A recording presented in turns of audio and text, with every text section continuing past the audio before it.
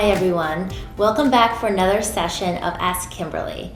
And in this session, I've picked out some other questions that I have found asked to me repeatedly, or questions that I think will benefit a lot of you. And I love this video format to mix in with writing out the answers to the questions, just so we can really be one-on-one and you can really hear me talk about these questions informally. So the first question today in our session comes from Regina Ramirez. And she asks, do I need a food processor if I buy a Vitamix? So this is a great question. It really depends on how much you like to cook. The quick answer is no, not necessarily. The Vitamix is amazing. It can do everything from make the smoothies to the soups. There's different blades. You can create different textures. So the Vitamix is already a pretty large investment. It's definitely worth it. If you're gonna buy one piece of kitchen equipment, that would be the one.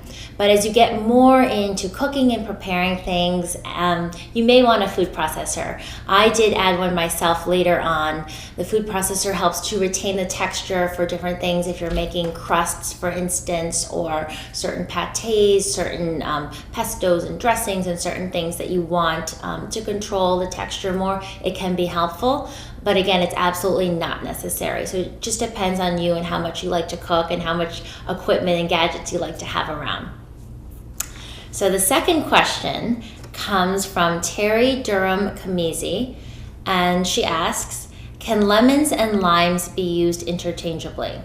So this is a great question. As you know, lemons are a very important part of beauty detox. We always start the day with hot water with lemon. It has a really great cleansing, detoxifying quality on the body. It helps to relax your system. It brings in a lot of vitamin C, and there's a lot of different citric acid enzymes which help to support liver tissue and just to keep your system cleansed and healthy. So limes are also a really great citrus fruit. I actually have a lime tree in my backyard here, but I have to say that limes are not as high in vitamin C as lemons. It's almost about 70 or 80% more vitamin C in the lemons. So as part of your daily practice, your hot water with lemon, and as your go-to in dressings, I would still definitely recommend the lemons. Although you can work limes in, they work well with certain recipes, of course, and for variety. But again, our daily go-to should be the lemon. Good question. So my third question came from Melissa Ann Hampton, and she writes, OMG, I ate so horribly all weekend for the first time in a long time. I feel awful. Does anyone have any lunch suggestions other than salads that I can take to work with me? Salads are getting so boring, and when it's time for lunch, I don't even want to eat what I bring.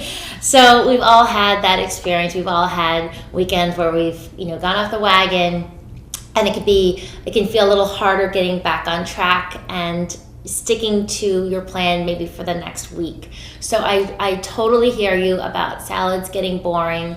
I actually have another video which you guys can watch, which is about 3 easy lunch suggestions to pack and bring to work. So check that out first. But some quick ideas here. Even within the grouping of salads, it's really great to mix and match your greens. An arugula salad with a different dressing can taste completely different than the Dharmas kale salad. So I want you to look into mixing and matching, adding different things to your salads. Salads are really great to have in the middle of the day. All the fiber and minerals and nutrients, all the raw enzymes, they're just really fantastic to have.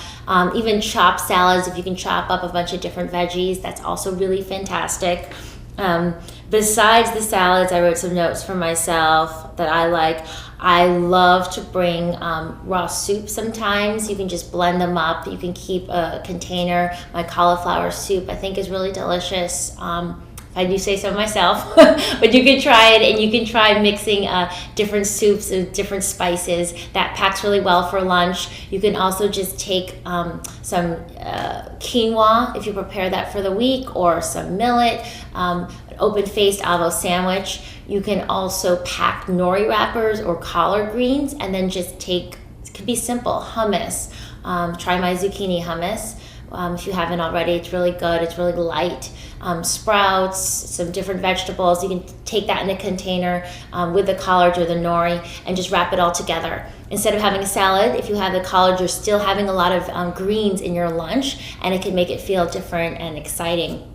A lot of my recipes pack really well for lunch, and you can make a batch of them and carry them throughout the week. So mix and match, experiment, and even if it's just introducing a new 1 or 2 new recipes a week, it can help keep it more exciting for you, so you do want to eat what you bring for lunch.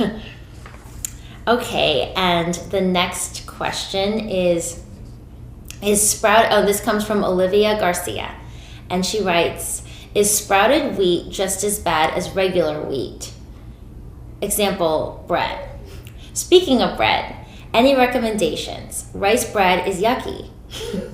So the first part of the question is sprouted breads, sprouted grains always digest better than unsprouted. So sprouted wheat bread would be better. It would be an improvement, but it still contains gluten, which we are working to avoid.